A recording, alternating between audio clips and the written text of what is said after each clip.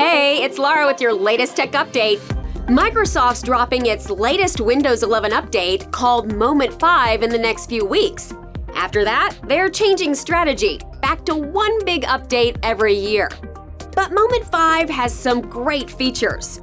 Voice access will support multiple monitors and custom voice commands. You'll be able to write directly into text boxes using a stylus across the operating system.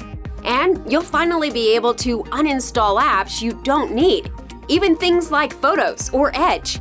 Plus, customize your search with third-party providers. No more Bing if you don't want to use it. Nearby Share will become easier to use with friendly names for PCs. And the Widgets board will let you disable news and add third-party options.